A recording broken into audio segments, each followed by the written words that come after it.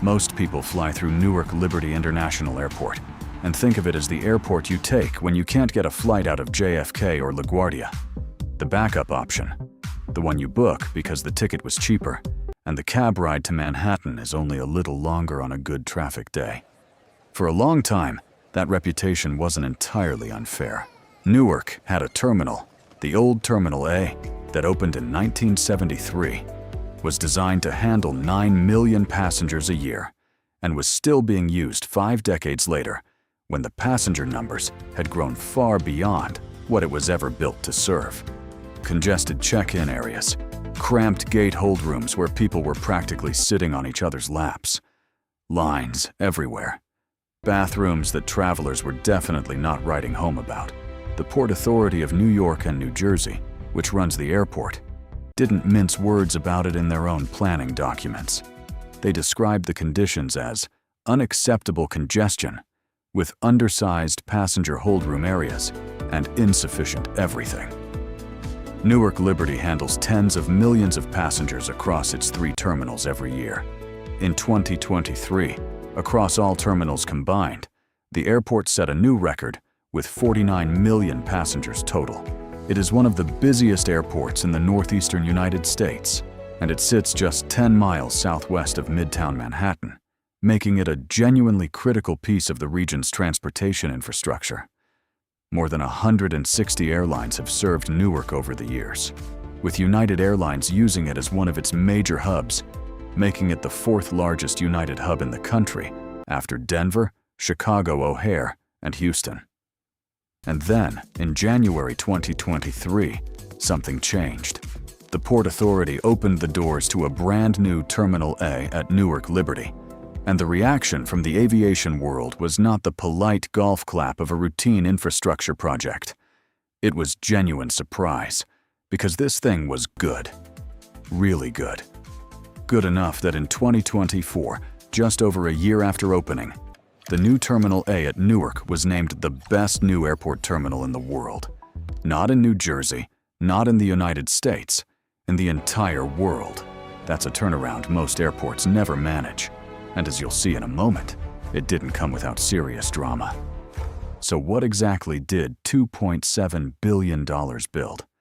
And what does it mean for Newark Liberty and for the millions of travelers who fly through New Jersey every year? That's what this video is about. Let's start with the scale, because it's the first thing that hits you when you walk in.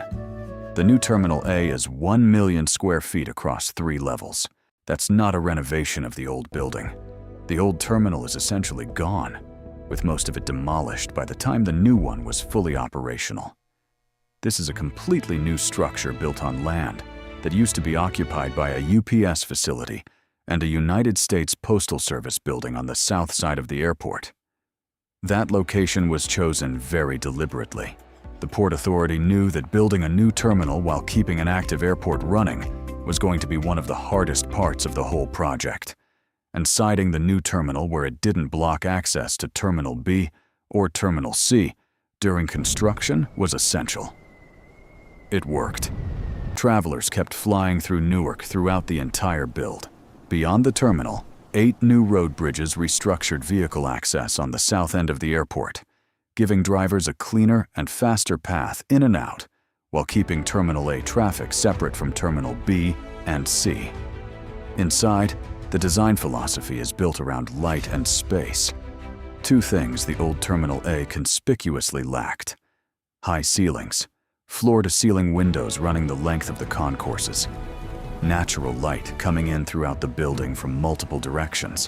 When you walk from the check-in level down through the terminal and out to the gates, the visual experience is dramatically, almost shockingly different from the dark, low-ceilinged, cramped terminal it replaced.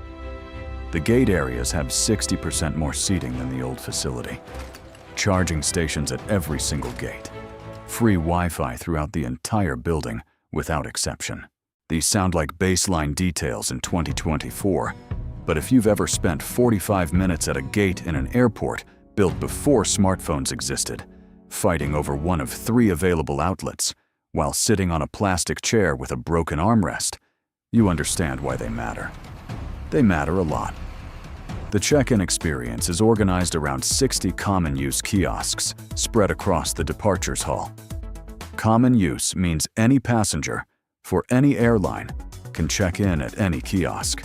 You're not hunting for the American Airlines counter versus the Delta section versus the JetBlue area. You walk up to the nearest available kiosk and you go. Simple. The kiosks are also built to support touchless facial recognition technology, and biometric boarding gates are part of the longer-term vision for the terminal. This is infrastructure built with the next decade in mind, not just the day it opened. The airlines using the new Terminal A include American Airlines, Delta Airlines, JetBlue, Air Canada, and United Airlines. And the gate design has genuine operational flexibility built into it. 16 of the 33 gates can switch between accommodating 2 narrow-body aircraft or 1 wide-body jet. That kind of flexibility is a real advantage at a busy hub, where the aircraft mix shifts constantly, and airlines need to adapt their operations without the terminal getting in the way. The terminal is designed to handle up to 14 million passengers per year, a 55% increase over the old facility's capacity. In its very first year of operation, it served 15 million people, already exceeding the design target before it even had a chance to settle in. Now here's the part that most people who haven't been to the new Terminal A don't expect. This building has a genuine cultural identity, and that identity is unapologetically, proudly New Jersey. The public art program throughout the terminal was commissioned by the Port Authority in partnership with the Public Art Fund and features the work of 29 local artists. 2 monumental permanent installations anchor the space. The bathrooms, and yes, we are talking about airport bathrooms as a design feature, are themed around different regions and characters of the Garden State. Coastal shores, metropolitan chic, the New Jersey Pinelands, urban neighborhoods. The children's play areas are inspired by famous New Jerseyans. Thomas Edison, who invented the phonograph and an early version of the light bulb at his Menlo Park laboratory. Bruce Springsteen, whose name is synonymous with Jersey rock and roll. Carl Lewis, one of the greatest track and field athletes in American history. Patrick Ewing, the Hall of Fame basketball player who grew up in New Jersey and became a legend at Georgetown and the New York Knicks. The centerpiece of the terminal's cultural identity is something called the Forest of Firsts, a cluster of tall, illuminated digital display towers installed in the central rotunda that celebrate things invented, discovered, pioneered, or first achieved in New Jersey. The state has a much stronger claim to American history and innovation than most people realize. The phonograph, the light bulb in its practical form, the first professional baseball game, countless medical and scientific breakthroughs. The Forest of Firsts makes that case in a format that's impossible to walk past without at least pausing to look. It's the rare airport art installation that actually creates a sense of place, that tells you something real about where you are, rather than just filling architectural space with something abstract.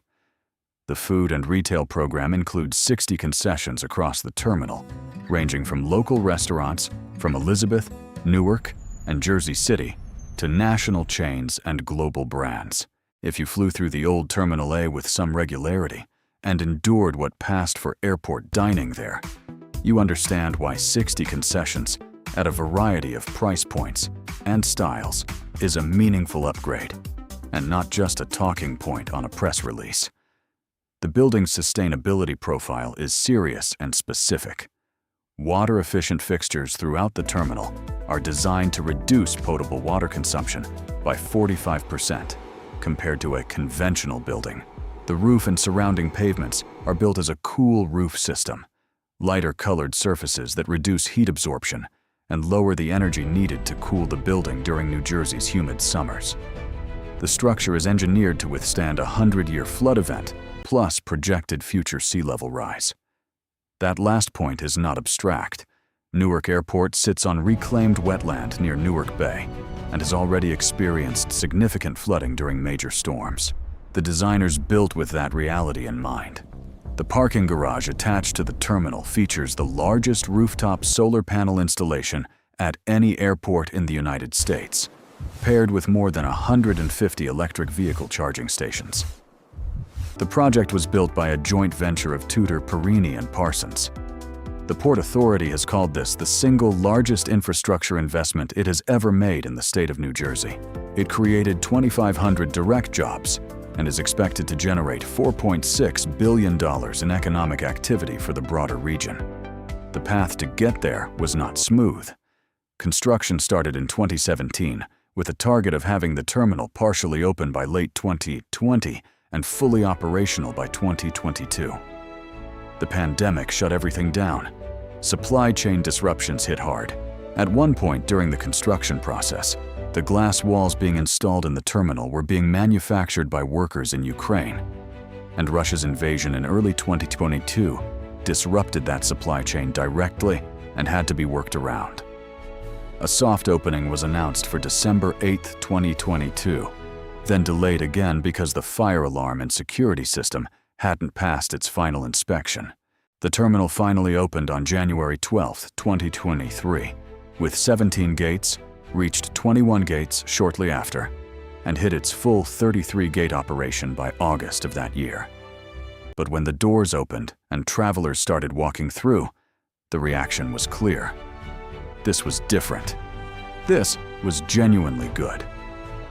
15 million passengers in year one, over 113,000 flights handled, 6.4 million bags processed through the new baggage systems, and then the award, Best New Airport Terminal in the World for 2024. Newark Liberty, the airport people used to put in air quotes, was suddenly the airport people were talking about for the right reasons. The challenge now is that Terminal A is only one piece of a much larger airport that still has a lot of ground to cover. Terminal B at Newark is still operating in its original 1973 building, and the gap between that building and the new Terminal A is stark. Terminal B was designed for 6.8 million passengers per year.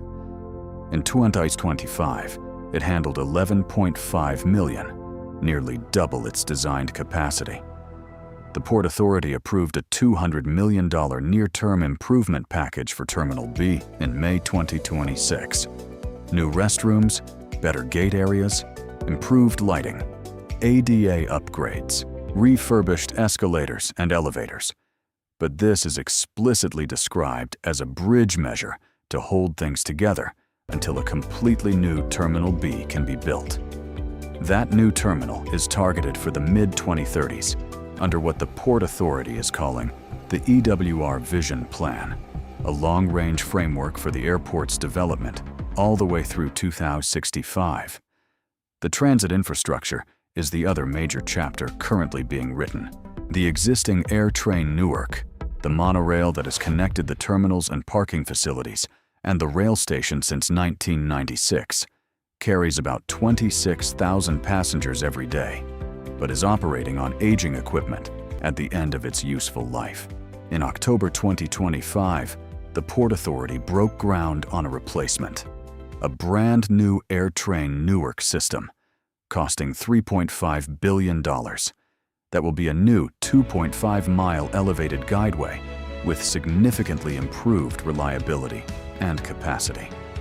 That groundbreaking is part of what makes Newark's current moment genuinely significant in American aviation. It's not just one terminal being replaced. It is a comprehensive reimagining of an entire airport, being executed in phases over the course of decades. All of this is connected to a $25 billion Port Authority commitment to transform all three of its major airports, Newark, JFK, and LaGuardia, into world-class facilities. LaGuardia has already been transformed. JFK is in the middle of a massive overhaul, and Newark, starting with Terminal A, has now demonstrated that it can deliver something genuinely outstanding when the investment and the execution come together. What comes next at Newark will determine whether Terminal A becomes the beginning of a complete transformation or remains the exceptional outlier in an otherwise uneven airport? The plans are real, the money is committed, and the proof of concept is sitting right there on the south side of the campus. 1 million square feet of what Newark can be when it really tries. Drop a comment below. Have you flown through the new Terminal A at Newark? Was the change as big as people say? And do you think Newark Liberty can eventually become the first choice for New York area travelers, rather than the backup? Like and subscribe to Mega Airport Works, and we'll keep tracking every phase of this transformation as it unfolds.